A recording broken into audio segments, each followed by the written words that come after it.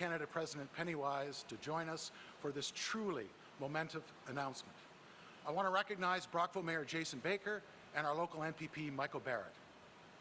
Early on in this pandemic, Premier Ford pledged that Ontario's frontline heroes would never again have to worry about PPE supplies.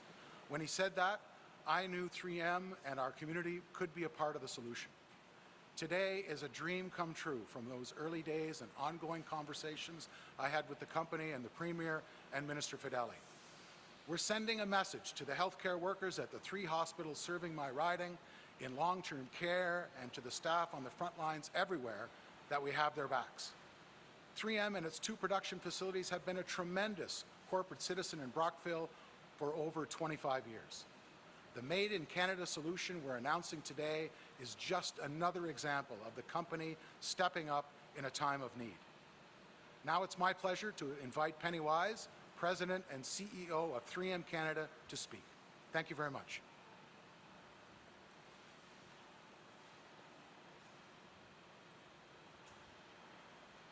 Good afternoon. I'm Penny Wise, the President of 3M Canada. Today, I'm proud to be addressing you from 3M Canada's Brockville, Ontario location. I have the distinct pleasure of welcoming our distinguished guests today. The Right Honourable Justin Trudeau, Prime Minister of Canada. The Honourable Doug Ford, Premier of Ontario. The Honourable Anita Anand, Minister of Public Services and Procurement. The Honourable Steve Clark, Minister of Municipal Affairs and Housing, and the MPP for Leeds, Grenville, Thousand Islands, and Rideau Lakes. The Honourable Victor Fedeli, Minister of Economic Development, Job Creation and Trade. Michael Barrett, Member of Parliament for Leeds, Grenville, Thousand Islands, and Rideau Lakes, and the Mayor of Brockville, Jason Baker. 3M Science helps advance every business, enhance every home, and improve every life. We are facing an unprecedented time, and the COVID-19 pandemic is affecting us all in some way or another. 3M is playing a critical role in the global response to the pandemic. As a science company, our technologies provide a wide range of solutions to help the fight against the virus. From protecting frontline workers by manufacturing PPE, to providing solutions like air purifiers that are helping in the development of a vaccine, we are using 3M science to fight COVID from every angle. Our highest priority is to keep our employees and the public safe. Now, we're taking another important step. A step towards protecting our heroic healthcare workers, our first responders, and those in essential infrastructure and industry roles who strive to ensure every Canadian's health and safety. I now have the honor of welcoming to the podium the Honourable Vic Fedeli, Minister of Economic Development, Job Creation and Trade. Minister Fedeli.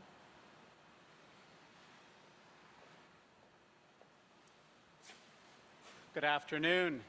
Today is an exciting day, not only for the people of Ontario, but for all of Canada and everyone around the world who knows that our province has set the gold standard for producing medical equipment. Since the beginning of this pandemic, you have heard about these masks on the news, the ones that keep our health professionals and frontline workers safe while they're battling COVID-19. The partnership we are announcing today between the federal government, the Government of Ontario, and 3M Canada is significant. 3M, a global leader in PPE production, has selected Ontario as the strategic location for their new manufacturing facility. This new $70 million expanded facility will have the annual capacity for manufacturing millions of N95 respirators and the vital melt-blown filtration fabric to help service private sector, provincial, and national market demand. And over the course of the 5-year agreement, 3M will manufacture 50 million masks each year to meet domestic demand. Masks that will be shared equally between the federal and Ontario governments.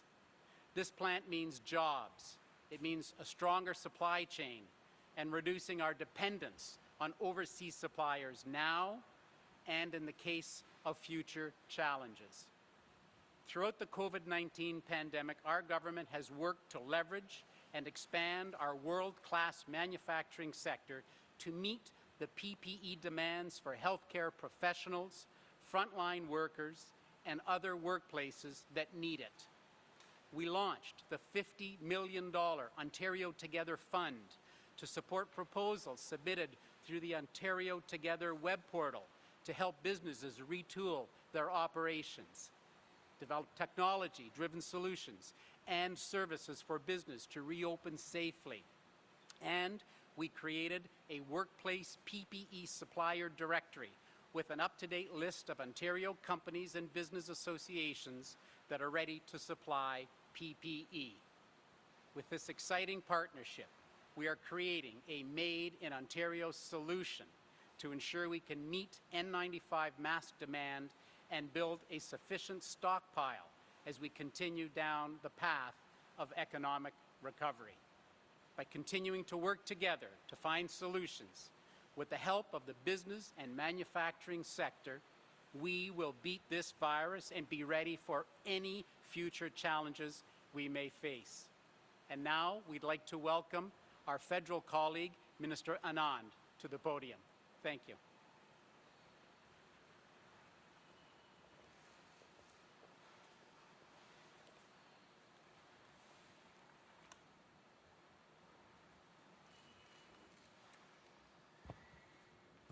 Good afternoon. It's so good to see you all. I'm so pleased to be here. Welcome Prime Minister, Premier Ford, Minister Fedeli, Minister Clark, and Ms. Pennywise. Thank you all for joining us here today on the traditional territory of the Anishinaabe and the Haudenosaunee. Depuis le début de cette pandémie, notre gouvernement a travaillé avec diligence pour s'assurer que les travailleurs de la santé de première ligne et les services essentiels disposent de l'équipement de protection individuelle et des autres produits vitaux dont ils ont besoin pour assurer notre sécurité à tous.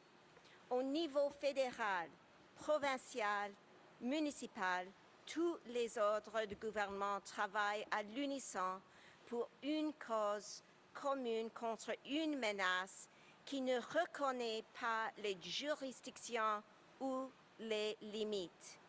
At Public Services and Procurement Canada, we have pursued an aggressive and ambitious procurement strategy to sign long-term contracts in a hyper-competitive global market characterized by high demand across goods.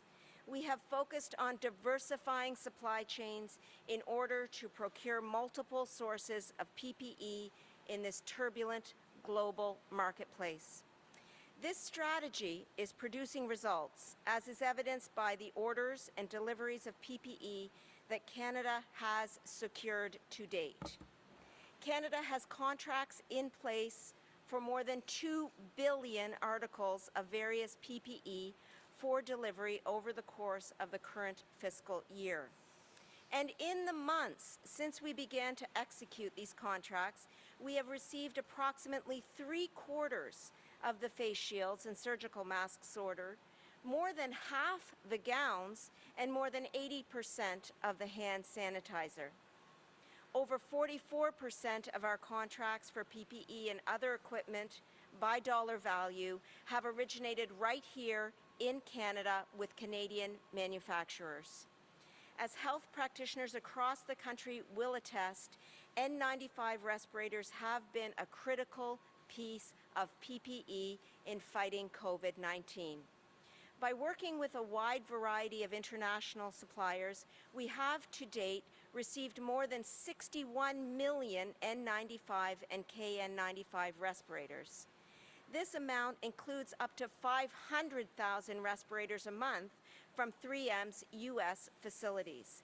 These deliveries are a testament to a productive and collaborative relationship between our government and 3M.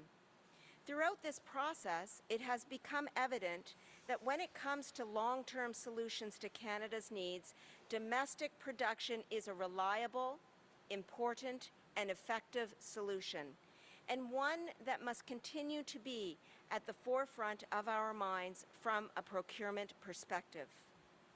Il y a encore beaucoup de travail à faire, mais nous avons fait d'énormes progrès grâce au sacrifice des Canadiens pour aplatir la courbe, aux milliers d'entreprises canadiennes qui ont répondu à l'appel de réatouiller leur chaîne de production et de produire l'équipement et des produits essentiels, et à l'étroite collaboration entre tous les niveaux de gouvernement à s'unir dans la lutte contre la COVID-19. This fight against COVID-19 will continue for some time to come, and we must be ready for the long term. I want to thank Prime Minister Trudeau and Premier Ford sincerely for supporting the work that we are undertaking in procurement, and Penny Wise, the head of 3M Canada, from whom you've just heard, for her advocacy and commitment to bringing us all here today. Thank you so much. Merci. Miigwech. Now we will hear from Premier Ford. Well, thank you very much, Minister, and good afternoon, everyone. It's great to be back in beautiful Brockville, and I just love the people here. And as Mayor Baker knows, this is a community with a rich and proud history. I also want to thank the Prime Minister and Minister Anand for being here today. Thank you, Prime Minister, for supporting this critical project. I also want to thank Minister Fedeli and Minister Clark for advancing this historic project, along with their federal counterparts. I want to recognize Penny Wise and the entire team here at 3M for making today possible. Thank you, Penny. Folks, this is what we can accomplish when we work together, when we stand united as Team Canada. My friends, not long ago, during the darkest days of COVID-19 pandemic, every country in the world was left scrambling for critical medical supplies and personal protective equipment. There was a worldwide shortage. Canada was left at the mercy of other countries for the PPE we desperately needed. We were left in a terrible, terrible situation. And I can tell you, worrying about where we would get the next PPE shipment, that's what kept me up at night. And the terrifying reality is, at one point back in April, Ontario was left with less than 1 week's supply of N95 masks. We had less than a week's supply of N95 masks we needed to produce our nurses, supply our nurses and doctors who were treating COVID-19 patients. These heroes were putting themselves at risk. And the thought of running out of the protective masks, it was hard to imagine. My friends, I'm not exaggerating when I tell you that the situation was desperate. But we stuck together, and all of Canada stuck together, and we got through the worst of it by standing united as a country. And as sure as I'm standing here, I can tell you, this will never, ever happen to us again. Back in April, I made a promise. As your Premier, I promised you, I promised the people of Ontario that we would never, never again be left at the mercy of other countries for this critical PPE. I promised that we would never be in that position again. My friends, Ontario is a manufacturing powerhouse. We can build anything right here on our beautiful soil. And when things got ugly, we put out a call to Ontario businesses. We asked Ontario companies, please, if you can, retool your production, start manufacturing the PPE we needed. And the response was truly overwhelming. I have never been more proud to be Premier of this great province. Thousands of companies responded, and today, Ontario is producing PPE for all of Canada. And we all know that the gold standard, the equipment we need to give our nurses and doctors that are directly treating COVID-19 patients include the 3M N95 respirator. And since the pandemic hit, these masks have been extremely hard to secure. The whole world wants them. But 3M Canada came through for Ontario. Earlier on, we worked with 3M to secure a critical shipment of N95 masks. We got through the worst of it. And since then, it's been all hands on deck to rebuild our pandemic stockpile. And that's why today, the announcement is truly historic. This is one of my proudest moments as Premier, because today I know that Ontario will never have to depend on another country for the N95 masks we need to protect our nurses and doctors, our frontline heroes. Once the facility is operational, Ontario will receive 25 million N95 respirators every year. Having gone through the pandemic, having seen the worst of it, I know we can all appreciate how significant this is. This facility will produce N95 masks for Ontario and for all of Canada. And this wouldn't be possible without the Ontario government and the Government of Canada coming together. Prime Minister, I want to thank you and recognize you and the Deputy Prime Minister for your unwavering support during the pandemic. People expected us to put our differences aside, to put the politics aside and work together. And that's exactly what we did. So thank you again, Prime Minister. My friends, we're not out of the waters yet. This deadly virus is still spreading around the world at a rapid pace. We can't let our guard down for a second. But with today's announcement, with the steps we have taken to enhance testing, enhance contact tracing, to retool Ontario companies to produce medical equipment, with the billions of dollars this government has spent to shore up our health system, to shore up our defenses against this deadly virus, today we can all rest assured that Ontario is prepared, that we will never be left without PPE we need. We will never leave our nurses and doctors hanging. Thank you, Prime Minister. Thank you, 3M Canada. And most of all, thank you to everyone who stood with us. Thank you, and God bless the people of Ontario. Now I'd like to introduce the Honourable Justin Trudeau, Prime Minister of Canada, partner with all premiers across this province. And I can tell you folks, when we called the Prime Minister, not just myself, all premiers, he stood up to the plate. He supported us. He was on the phone every single week asking, what do you need? How can I help you? And you wonder why I'm always up here praising him? Because he did an incredible job as Prime Minister, and the Deputy Prime Minister did an incredible job. So again, thank you, Prime Minister.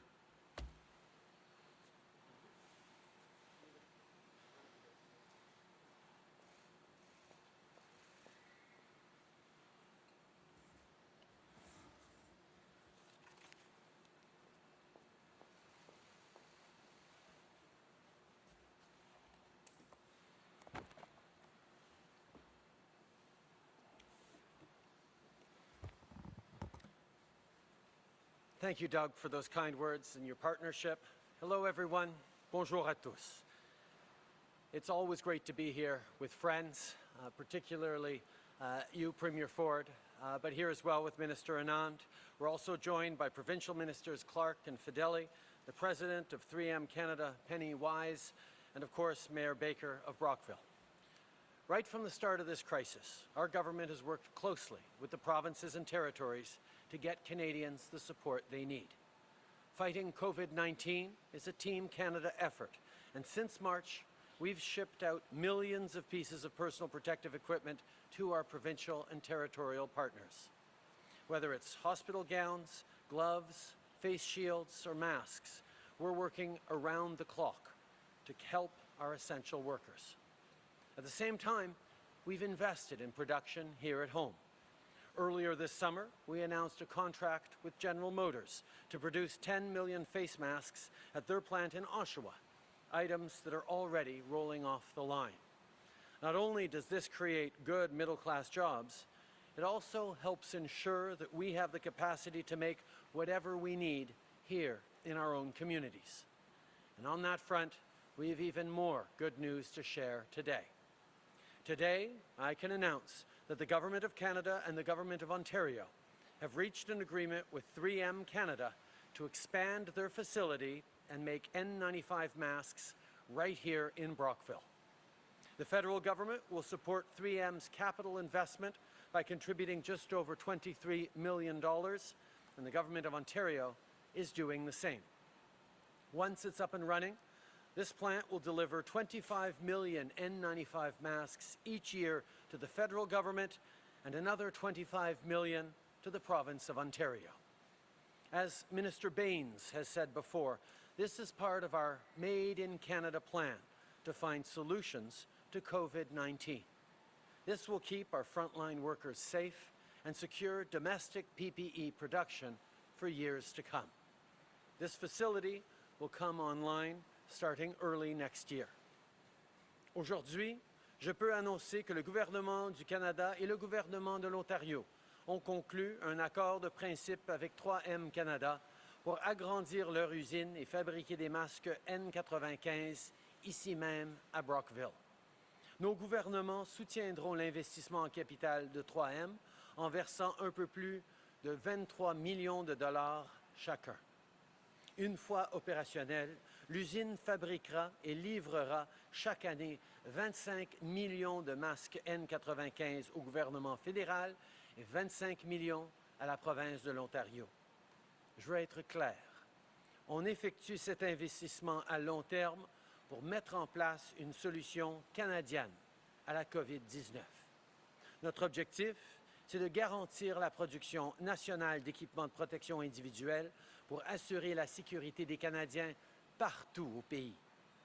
On veut aussi s'assurer d'avoir des masques N95 à notre disposition si jamais on est confronté à une autre crise de santé publique dans les années à venir. L'usine devrait être opérationnelle au début de l'année prochaine. Before we get to questions, I want to take a moment to once again thank Premier Ford for his collaboration on this project and on many other things. Today's announcement is yet another example of the important progress we can make by working together. Right across the country, different orders of government have worked hand in hand with one shared goal: keeping Canadians safe and getting our economies rolling again. And this announcement today is just another example of what we can do when we work together and focus on all Canadians.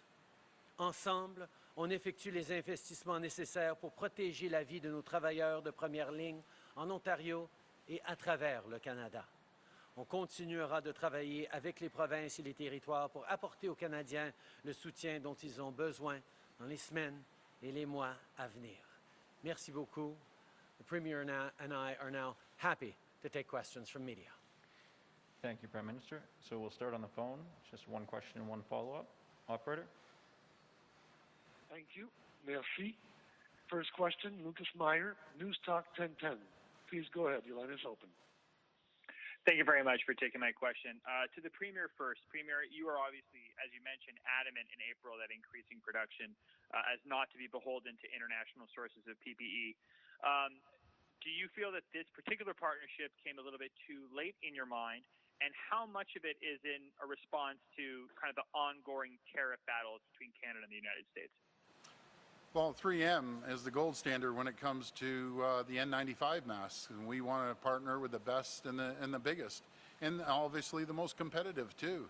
The 3M is a company that will stand behind their product, and I think this is going to be a great partnership between 3M, Ontario, and the Government of Canada, and we're very grateful that they're going to come here and they're going to create jobs right here in Brockville, and we don't have to rely on any foreign country, any foreign government.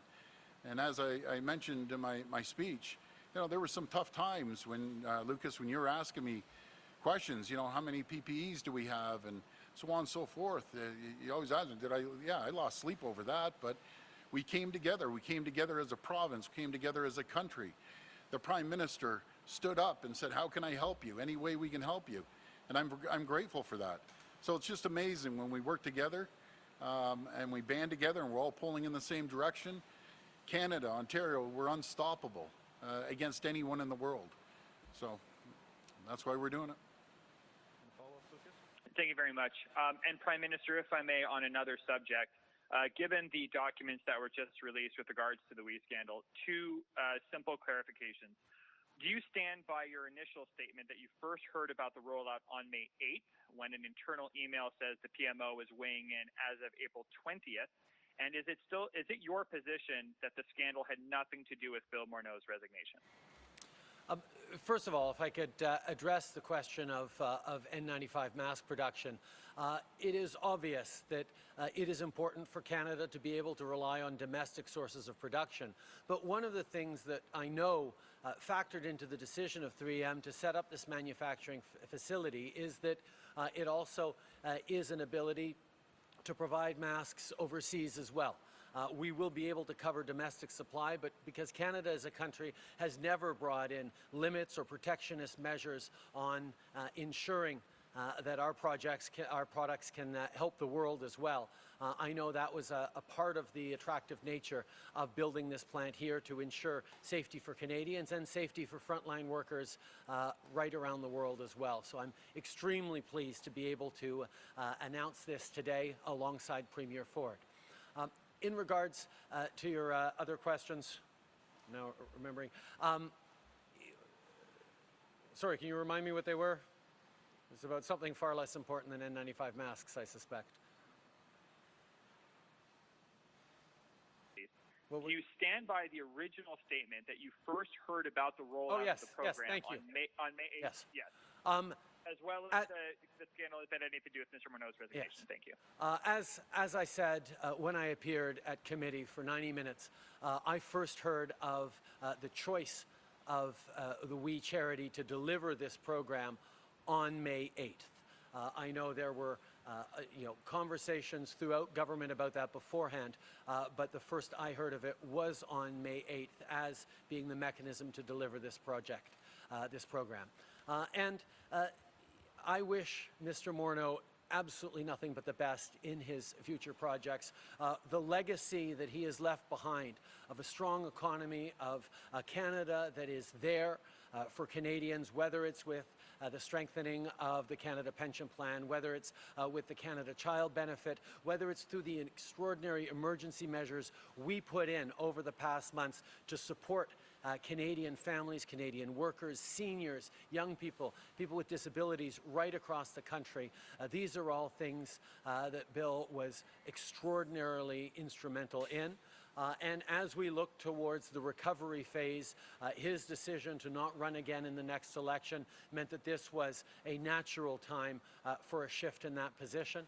But like I said, it's been a privilege to work with him, and I look forward to tackling these next challenges with an extraordinary team, including Minister of Finance, Chrystia Freeland. Thank you. And next question, please, operator. Thank you. Merci. Next question, Harrison Lohman, TV Ontario. Please go ahead. Thank you. This is a question for the Prime Minister, please.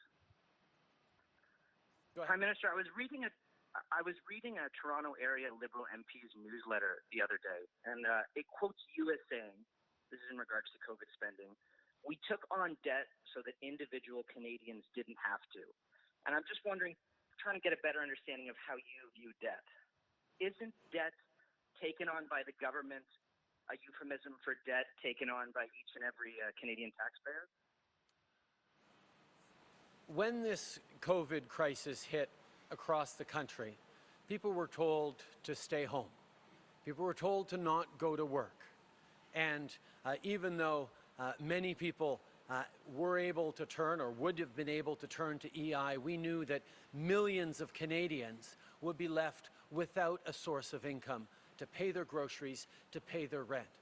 That's why the federal government stepped up with the Canada Emergency Response Benefit to make sure that people could continue to support their families and put food on the table.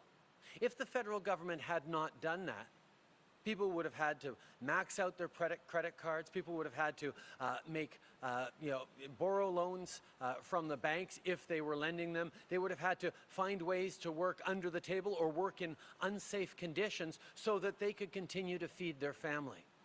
Well, that was unacceptable to us as an option. That's why we told people, stay home. Let's slow and stop the spread of this disease, and we will be there as a government to support you. We will be there to make sure you can continue to put food on the table, that every step of the way we will have Canadians back, and that is exactly what we did. Now, the federal government actually borrows at interest rates far lower than individuals on their credit cards or even provinces are able to.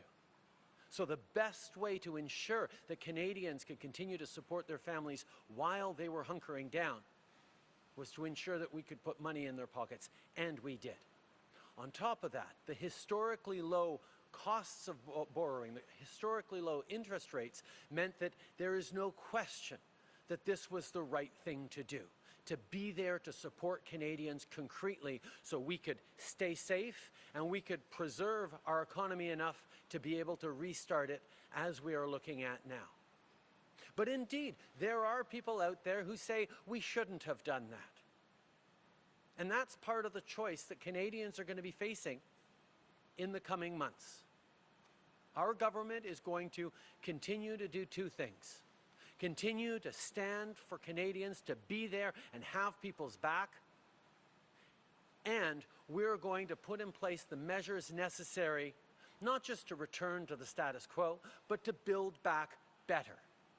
That will be an ambitious plan for the future of the country that recognizes the vulnerabilities that COVID has exposed and will demonstrate our ability, our capacity, and our intent to support Canadians through this and build an even better future for them. But of course, that is why we're going to be putting this plan before Parliament, and there will be no doubt important debates to be had with parties who don't think we should be doing as much as we will be doing. And I look forward to those conversations. And a follow-up? Thanks. Another question for the Prime Minister here. This week in Australia, Prime Minister Trudeau, after initially saying vaccinations in his country should be mandatory, the Australian Prime Minister, Scott Morrison, he actually backtracked on those comments after what we can assume was some pushback. I'm wondering if you were following that and what you made of that whole affair in terms of how governments respond to these things. I haven't been following the details of domestic debates in other countries on issues like this, but I can tell you that here in Canada, people have been extraordinarily successful in the way we've made it through so far this pandemic because they've listened to scientists, they've listened to doctors. Vaccines keep people safe. And we have the medical experts and the professionals and the doctors who demonstrate that every single day. And I know that the way Canadians have stepped up on social distancing, the way that Canadians have stepped up in terms of wearing masks, the way that Canadians have stepped up to keep themselves, their loved ones, and our frontline workers safe is part of the story that we can be so proud of here in Canada, why all orders of government have come together and Canadians have come together to manage this pandemic better than many of our neighbors. And in order to continue doing that, we will continue to rely on the advice and the counsel of our top scientists and doctors, and of course, that includes making sure vaccines are there for everyone. Merci. Prochaine question. Operator. Thank you. Merci. Prochaine question. Christian Noël, Radio-Canada. À vous. Bonjour, M. Trudeau. Bonjour, M. Ford. Bonjour tout le monde. Écoutez, M. Trudeau, j'ai une question à vous poser concernant la prorogation et les nouvelles prestations de relance économique. Vous dites que c'est urgent de modifier le système, mais en même temps, vous ralentissez l'adoption avec une prorogation. Donc, si votre gouvernement tombe, qu'est-ce qui est en place pour protéger les Canadiens? Je peux être très, très clair que rien lié à la prorogation va ralentir notre capacité de continuer d'être là pour les Canadiens. Nous avons fait une promesse très tôt dans cette crise que nous allions être là pour appuyer les Canadiens, appuyer les familles, appuyer les travailleurs, appuyer les petites entreprises, nos aînés, nos jeunes, les gens vulnérables. Et c'est exactement ce que nous avons fait et c'est ce que nous allons continuer de faire. Mais nous devons reconnaître que le discours du trône qu'on a présenté il y a 8 mois, qui ne faisait aucune mention de COVID-19 ou de pandémie, n'est plus aligné avec ce qu'un gouvernement doit faire maintenant pour la situation actuelle et pour les mois et les années à venir. C'est pour ça que c'est la chose responsable à faire de présenter au Parlement un nouveau plan, un plan ambitieux pour la relance économique, un plan ambitieux et audacieux pour protéger les Canadiens et qu'on s'assure qu'on a le soutien du Parlement pour ce faire. C'est un principe démocratique de base et nous allons toujours s'assurer qu'en même temps qu'on fait face à une crise, nos principes de démocratie sont bien respectés. One of the things that is absolutely clear is that the throne speech we put forward 8 months ago is not aligned with the reality people are facing today. There was no mention of COVID-19 or pandemics in that approach. And what this pandemic has revealed is challenges and weaknesses that Canadians are facing that need to be addressed. However, it would be irresponsible for us as a government to take a new tack, to put forward an ambitious plan for the future of this country and to support Canadians without presenting it to Parliament to ensure that we have the support of Parliament moving forward. That's why prorogation is a logical and reasonable step as we concentrate on the next steps in keeping Canadians safe. There will no doubt be disagreements and debate in Parliament on the best way to move forward. And I look forward to those debates because I know that what Canadians need is a government that is looking hard at the weaknesses that we've seen revealed because of COVID, but mostly how we build back better as a country. Christian? En mettant un peu au défi les partis d'opposition de voter contre cette aide-là dans un discours du trône, vous êtes en train d'injecter de l'incertitude dans les foyers canadiens, dans l'économie canadienne. Est-ce que ça ne va pas contraire à une relance? Au contraire, je pense que les foyers canadiens, les Canadiens ont vu que tous les différents paliers de gouvernement et les différents partis veulent la même chose, c'est-à-dire de bien protéger les Canadiens et d'assurer une relance économique solide. Et je pense que les Canadiens peuvent avoir confiance que la préoccupation première de ce gouvernement, et j'espère des autres partis, c'est toujours le bien-être des Canadiens. C'est pour ça que ce qu'on met de l'avant en termes de discours du trône va démontrer notre engagement envers un meilleur avenir pour tous les Canadiens et que cet aspect de prorogation n'affectera en rien l'aide qu'on envoie actuellement et qu'on va continuer d'envoyer aux Canadiens. Hello. Sorry, Ron Zajac with the Brockville Recorder and Times, Post Media. Actually, my question would be for Premier Ford because it concerns local government and its interactions with the provincial government. The mayor of Brockville recently expressed his appreciation for the emergency restart funding in Brockville to the tune of $1.3 million. Nevertheless, Brockville and other municipalities are faced with other mounting cost pressures. In Brockville, for instance, there's a police shortfall because of having to man the COVID-19 testing center. As there's talk of a second intake or second wave, if you will, it's an unfortunate term for it, of this funding, can you tell us more about when this second round of emergency restart funding might be flowing and what criteria municipalities might have to fulfill to apply for it? Well, first of all, I want to congratulate the mayor of Brockville. When I was reading my notes, they ended up with a surplus. So anyone with a surplus because he ran an efficient shop, in my opinion, should be getting more, not less. But since it's the minister's responsibility, I'll hand it over to Minister Clark. This area is well known. He was, I think, the youngest mayor in the country at the time. So I'm going to hand it over to Minister Clark. Thank you. Thanks, Premier. Thanks for the question. Our focus as a government, obviously, was to negotiate the agreement with the federal government. I want to take this opportunity to thank the Prime Minister and also the Premier for this historic agreement.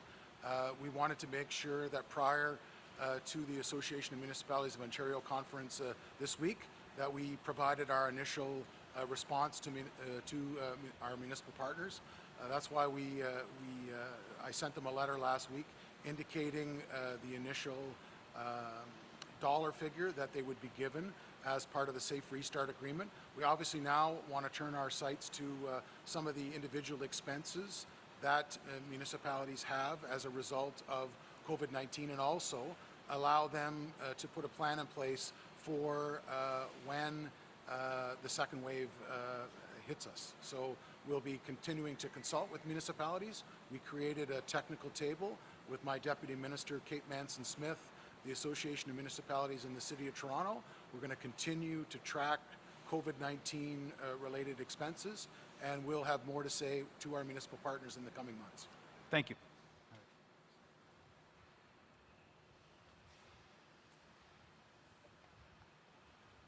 Thank you. My question is for both the Premier and Prime Minister Trudeau. It's concerning the events happening in Caledonia. People are worried. They're wondering if you guys are taking it serious because they're saying this could become another Oka or Ipperwash. Mr. Premier, you said that you would come out swinging if a conflict erupts there between the police and the people of Six Nations. Mr. Prime Minister, your ministers have agreed to meet with these people. So why are the both of you not on the same page here? Because, like I said, people are wondering if you're taking it serious. We know that reconciliation is something that matters to all Canadians, and all orders of government have their responsibilities toward that. I'm very pleased with the work that Ministers Bennett and Miller have been doing in this situation, engaging, listening, and working together.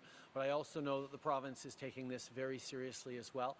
We need to come together to find a peaceful resolution for this that involves the entire community. And I look forward to continuing to work seriously on finding the right path forward for everyone in the region. Well, my friend, I appreciate the question. I'm just going to correct it a little bit. I believe in collaboration. I instantly called Chief Hill. We have a phenomenal relationship with the Indigenous community, First Nations right across this province. I've supported them every step of the way, and I'm going to continue supporting them.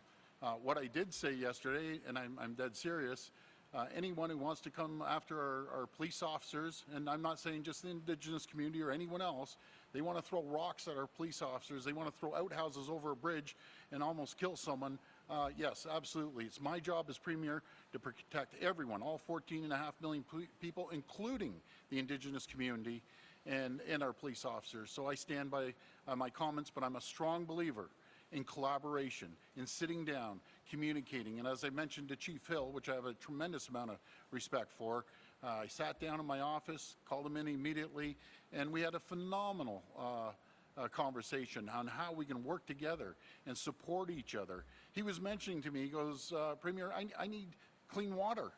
That's not a problem. Let's sit down and talk about it. You need clean water? I'm sure the Prime Minister agrees. We need to supply clean water. I will do whatever it takes to support the Indigenous community, and I think our track record shows that. And not to mention Greg Rickford, in my opinion, is the best minister I've ever seen when it comes to Indigenous affairs. So by all means, we're going to continue supporting the community, but it doesn't matter who you are, where you're from, whatever you're doing, you come after the police, you're darn right I'm going to protect our police. Thank you. Thank you.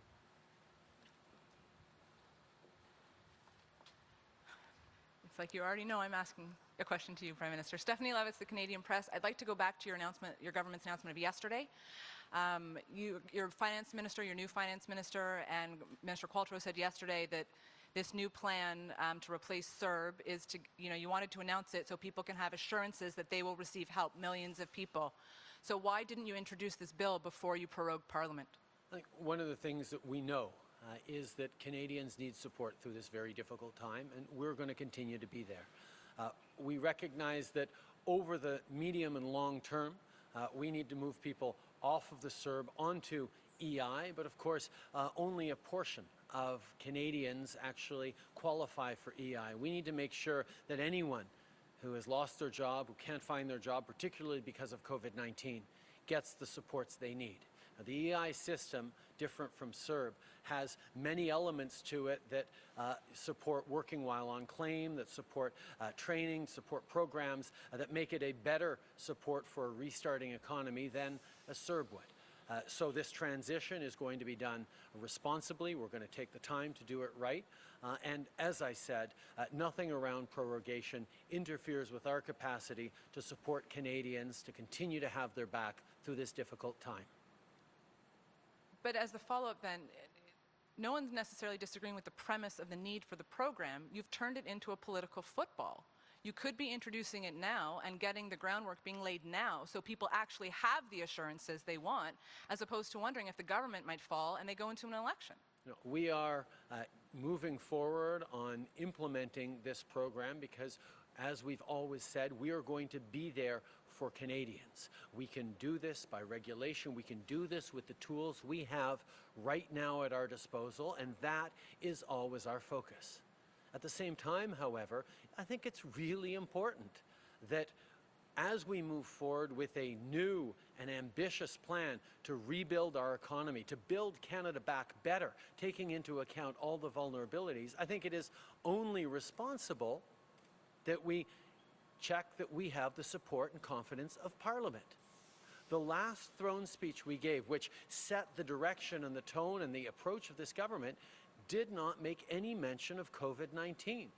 It would be irresponsible for a government to move forward in a whole new direction without checking in with Parliament to ensure that we have the support moving forward for a bold new direction for Canada. That's why a prorogation is important. And I think Canadians can be confident when they look across party lines that everyone seems serious about supporting Canadians. There's different approaches on how to do it, different perspectives on how much to do. But I think Canadians have seen from us that we will always be there for Canadians. We will have your backs. We will be there to support whatever it takes. Other parties might not believe that, might not agree with that, and I'm sure there'll be important debates around that, and I encourage those and welcome them. But there is no question that if we are to set off on this bold new direction for a country, we need to check in with Parliament. That's part of our democracy, and I think that's what Canadians expect.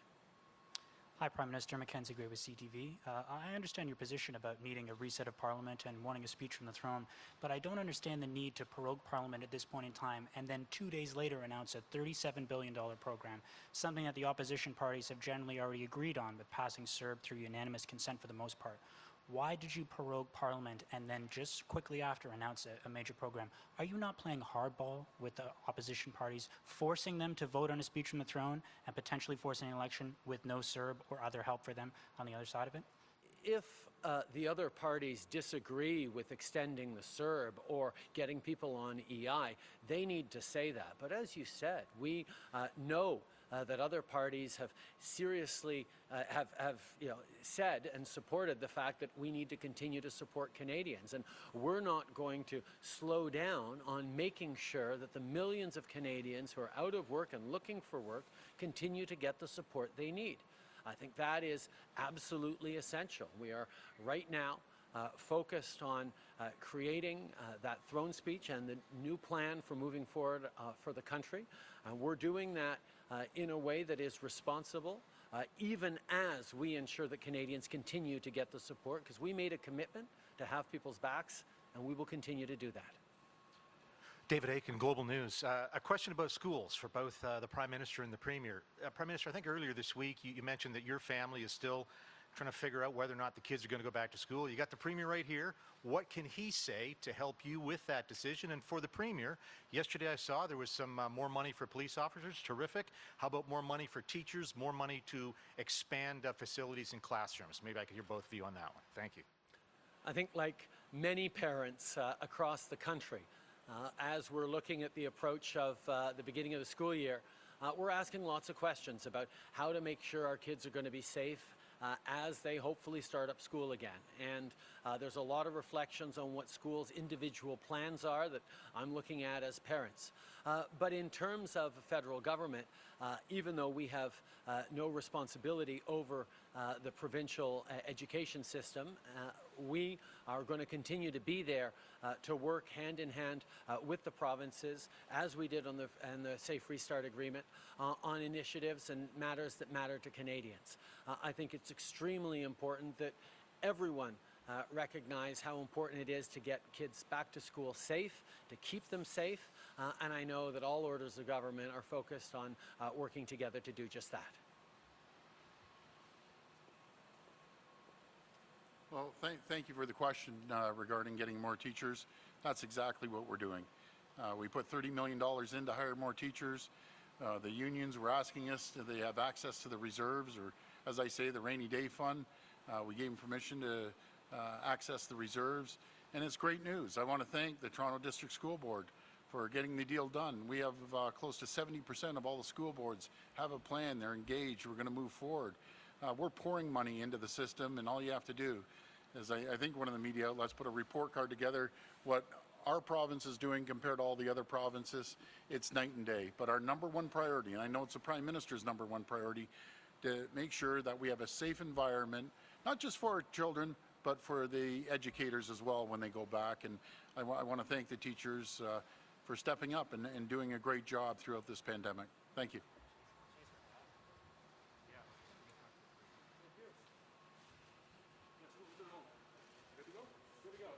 Thanks, everyone.